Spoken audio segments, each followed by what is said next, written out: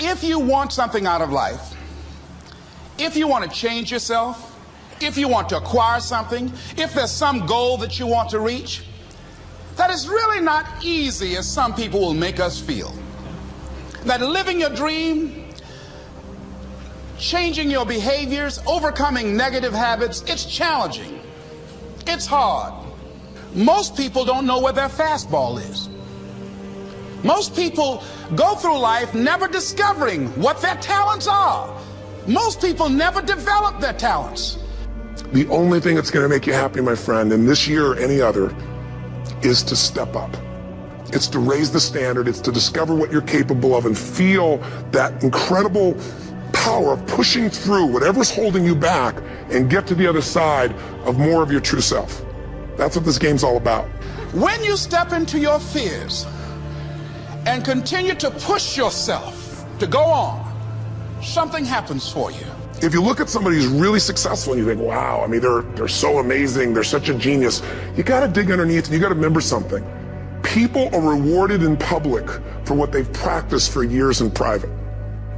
If you don't develop the courage to do that which has been given you to do, and you spend a lot of time going around trying to convince other people or trying to get their approval, what will happen is that you will lose your nerve. And other people will convince you that what you're doing doesn't have any value, and you'll give up on your dream. How much time do you have left? How much time do you have left? When you start thinking about that, we don't know. Most of us don't use the stuff that we have brought into the universe. Stop wasting valuable time. If you want something, you have got to be relentless. You've got to learn how to become resourceful. You've got to learn how to become creative. Power to hold on in spite of everything. The power to endure. This is the winner's quality. What this power is, I cannot say. All I know is that it exists, and it becomes available only when a man or a woman is in that state of mind in which he or she knows exactly what he or she wants and is fully determined not to quit until they find it. There's greatness in you, and you've got to learn how to tune out the critics outside and the critic inside. And since I'm going to do this, I'm going to harness my will, and I'm not going to let anything stop me. I deserve this. Most people won't do that. Most people give up on themselves easily. You know the human spirit is powerful. There's nothing as powerful. It's hard to kill the human spirit. Live your life with passion, with some drive. Decide that you're going to push yourself. You've got to focus on you. And as you convince you, as you sell yourself every day, you will begin to see a difference in the things that you're doing. Selling yourself on your ability to perform a job, to achieve a certain objective. Telling yourself every day, here I go again, and I got what it takes. This is my day, and nothing out here is going to stop me. Have agonized over making a decision. Some decisions are major decisions.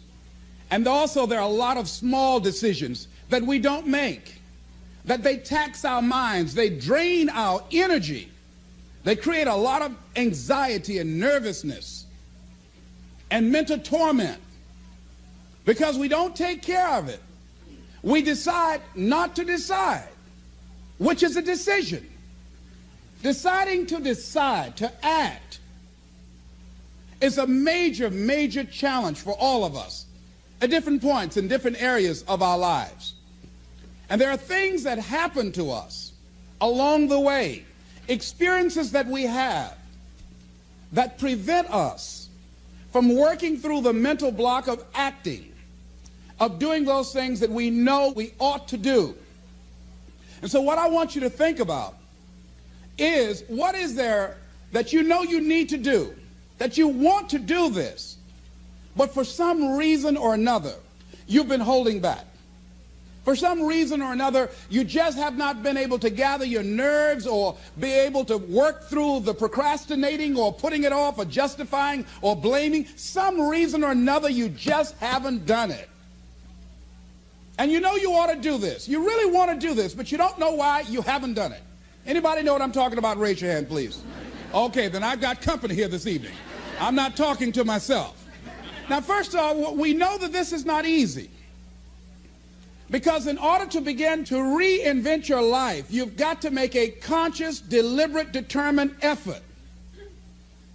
That you really have got to put all of yourself into it.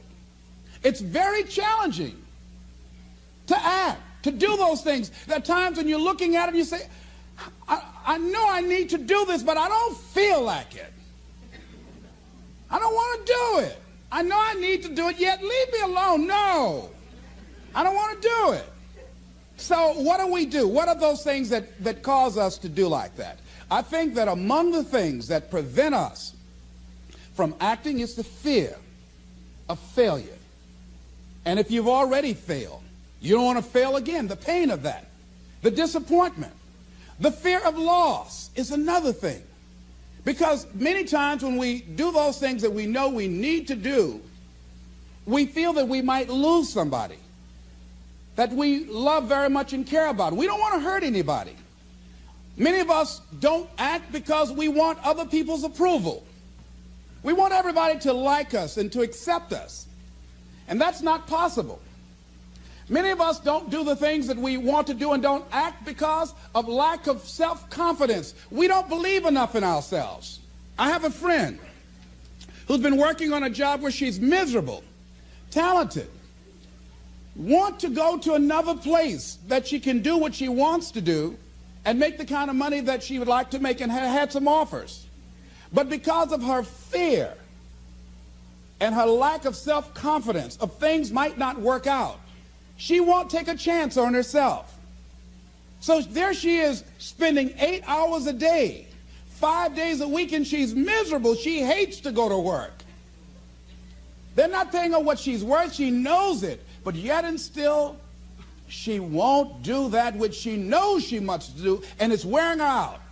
There are a lot of people that their jobs are making them sick because they won't act. You check out the absenteeism and the people that are depressed. You see them coming to work angry. How you doing? I don't know. Just leave me alone. It's not even 9 o'clock yet. You're talking about good morning.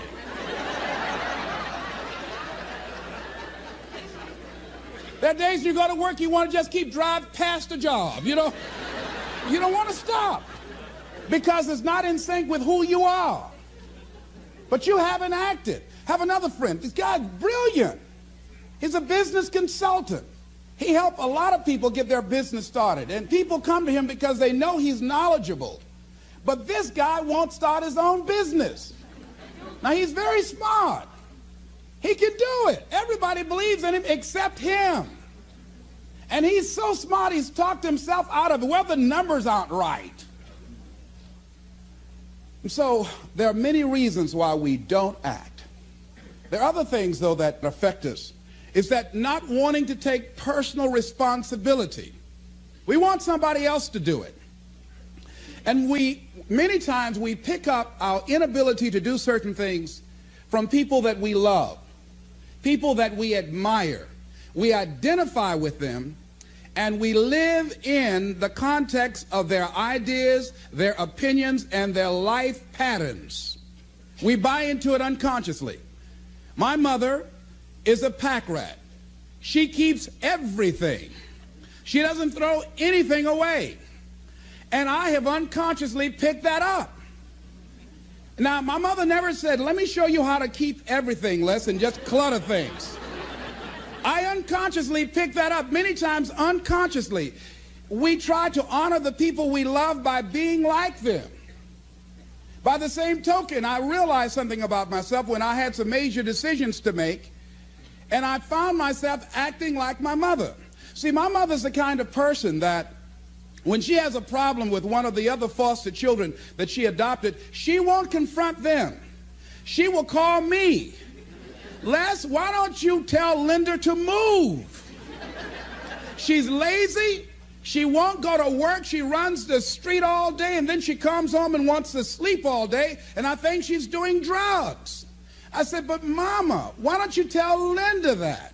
I bought the house for you. I told you when she wanted to come home, don't let a grown person come there and take care of them. You let her in. Well, after all, she's my child. Mama, then you handle that. When I tell her to leave, she say, Mama say I can stay. Mama, can I stay? And you tell her yes, and then you call me and say, she's still here.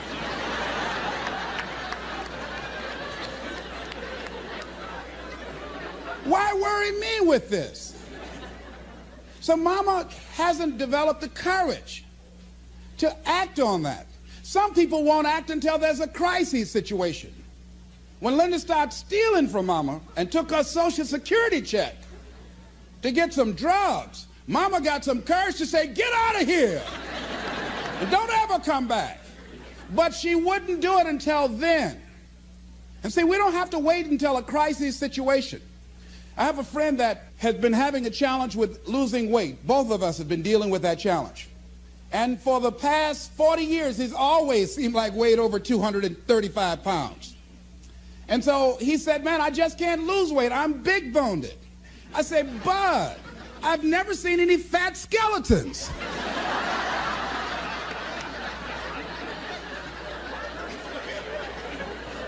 No, you need to act on your health. You can change this.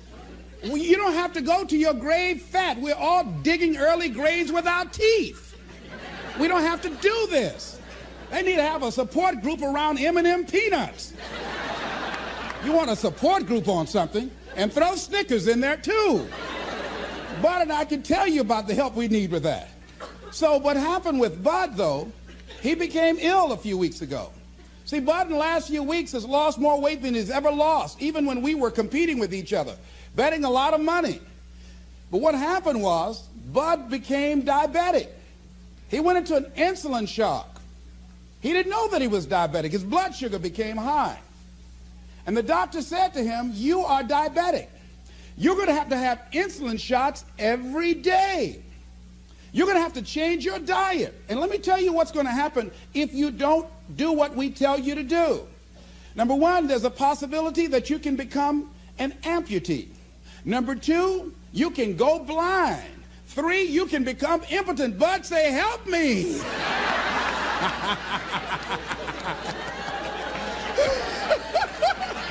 Like those guys when Paul broke out of jail, those guys say, tell me what I must do to be saved. Bud wanted to be saved. I said, Bud, you want one of my peanut butter and jelly sandwiches? No. I said, Bud, I can't believe you're eating vegetables, man. You're exercising. He said, that's right, and jogging in place too. Now, he had the ability to do it before, but there's some people, it takes that kind of crisis to bring them into reality in order for them to act in their own best interest. Some people have to hit rock bottom in order to rise. I don't know why. You want to begin to look out on your life and what you want for you. And I think that when we begin to focus in the area of what does it take for us to act, I think we can say events can inspire us to act, like that particular event in his life. Circumstances.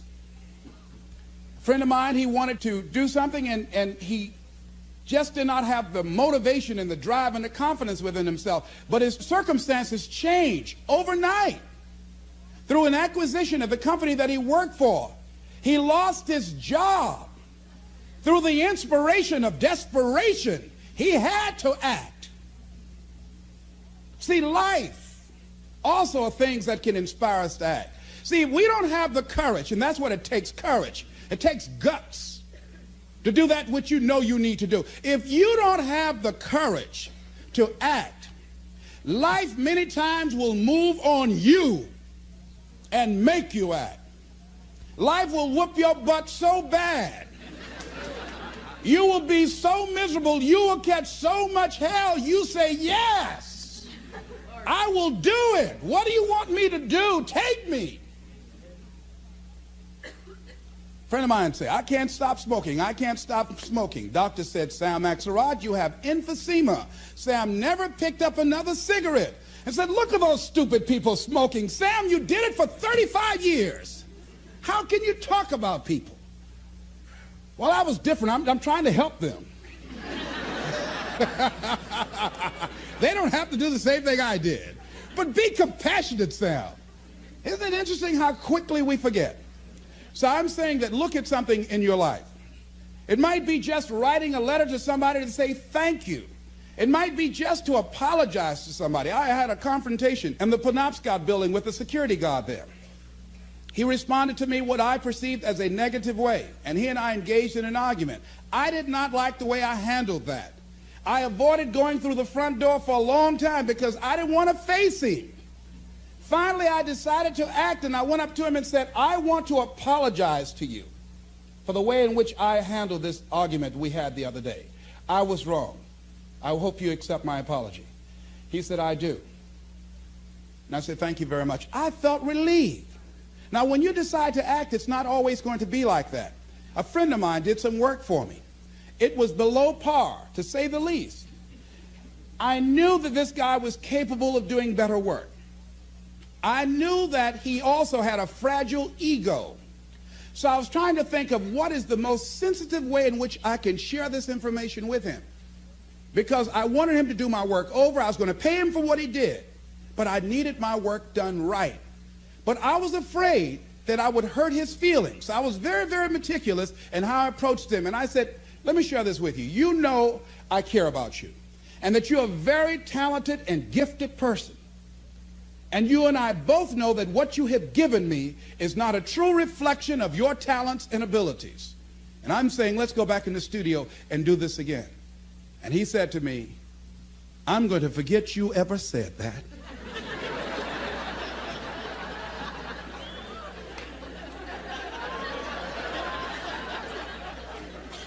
I was wiped out. He never spoke to me again. Now, when you decide to act, you're going to have some people like that. We're no longer friends. I lost sleep over that, ladies and gentlemen. I said, I can't believe that.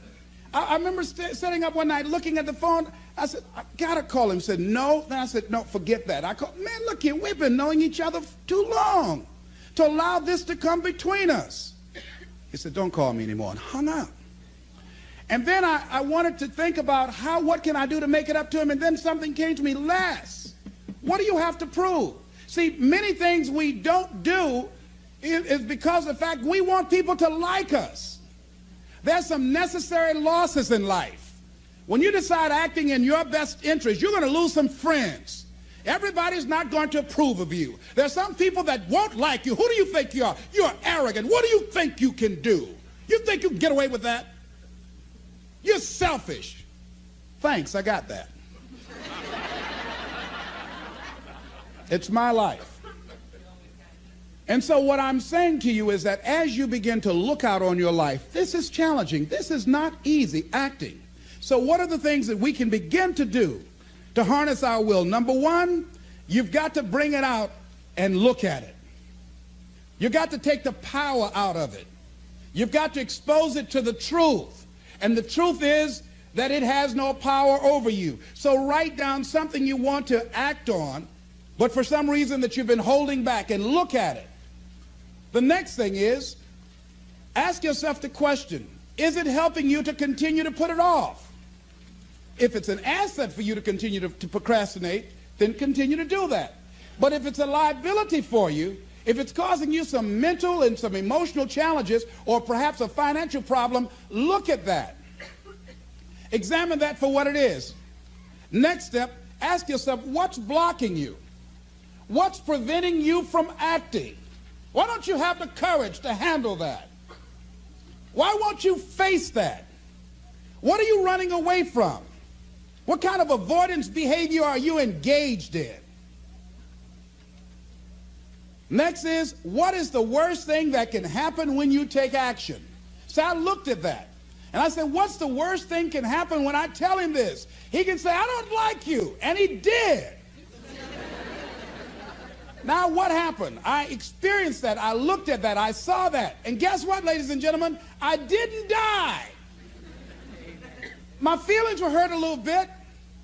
I lost some sleep about it. And sometimes I think about it when I drive past his house. But I'm still here. It's uncomfortable. But it's okay. It doesn't bother me anymore. I've gotten used to it now.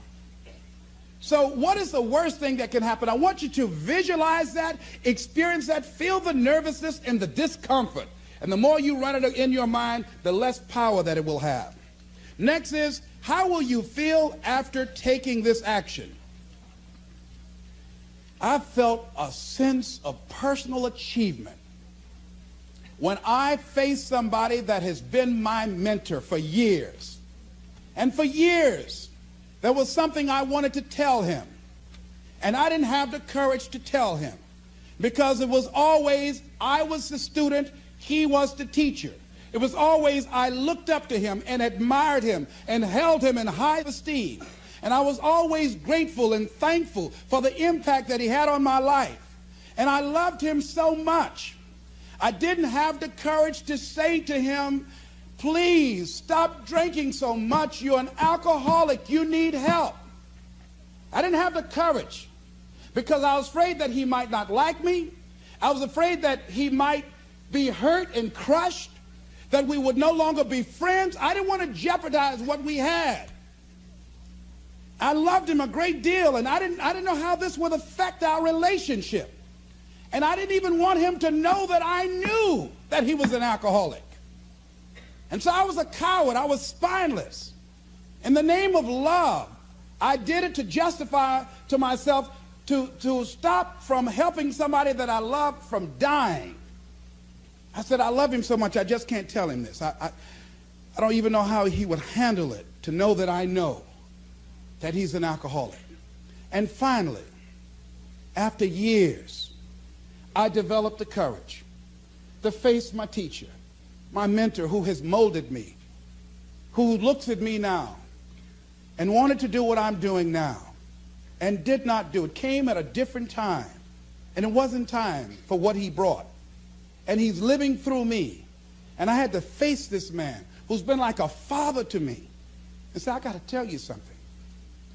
You've got a problem. I love you very much. Please stop drinking. You're killing yourself. It's not just social. You do it every day. You need help. And whatever I can do to support you in that, I will. But please stop. And he looked at me, and I had no idea how he was going to handle that. And first there was like, I dare you. And we just looked at each other. And then I reached out to embrace him. And we've never, ever embraced men, macho. Never hugged before. I hugged him, and he just stood there with his arms straight. He couldn't raise his arms to hug me back. And he was shocked. And after he got over the initial shock, when he could bring himself to speak, to maintain his composure, because he could never afford to let me, his student, see him vulnerable or admit that I was right. He said, I'll be seeing you. And I said, yes, sir. I said, tell your wife I'll be by the house to see you all before I leave. And when he walked away, at first I was very depressed about it. And I said, well, maybe it wasn't my place to do this. And you know, when you act, you're going to have some second thoughts. And then I said, no. I did what I felt. I did it because I feel very strongly about this. And fortunately, he called me back a few weeks later and left word with the answering service. Leslie Brown, I just want to say thank you. And hung up. That was a good feeling. When we look out on our lives, you ask the question, what are you going to do? Look at, as you think about this that you know you need to handle, what are you going to do? And then write down 3 strong reasons on why you know you must take action. and be explicit and descriptive in your reasons, because your reasons have power. Your reasons will drive you. When you have doubt, when your faith becomes weak, your reasons will fortify your faith. When you have an inner conversation, say, no, don't do that. Your reasons will become your rod and your staff to comfort you, to take you through those challenging moments. So write down your reasons. And what you will find, that when you decide to act, when you decide to take life on, and let me warn you, it can be painful, it will be uncomfortable, and that's where the growth is. When you're uncomfortable, when you're stretching out, when you're taking life by the collar, you're going to get thrown to the ground again and again and again. But when you have determination, and you know that what you're doing is right, it gives you your life, it gives a special meaning and power to you, you will have some power from on high. You will discover some things about yourself that will begin to electrify your personality. You'll begin to discover some things about you that you don't know you've got when you put yourself in that type of challenging situation. Repeat after me, please. I can go into action on anything in my life. Nothing is stopping me but me. No challenge in my life has any power over me. Here's something that Howard Thurman wrote on the decision to act. He said, it's a wondrous thing that a decision to act releases energy in the personality. For days on end, a person may drift along without much energy, having no particular sense of direction and having no will to change. Then something happens to alter the pattern. It may be something very simple and inconsequential in itself, but it stabs awake, it alarms, it disturbs. In a flash, one gets a vivid picture of oneself, and it passes. The result is decision, sharp, definitive decision. In the wake of the decision, yes, even as a part of the decision itself, energy is released. The act of decision sweeps all before it, and the life of the individual may be changed forever. When you decide to make decisions, to act, you begin to access power within you that will increase your self-esteem, that will increase and enhance your personal power, that puts you in charge of life. And life has a whole new meaning for you. There's a sense of personal freedom. Doesn't mean you're not going to have any struggles. Doesn't mean that you're not going to have any challenges. Doesn't mean that you're not going to suffer any defeats. No, doesn't mean that. But what it does mean, that you're putting yourself in the position to grow. You're putting yourself in line with your higher calling and your higher self. And that's what life is about.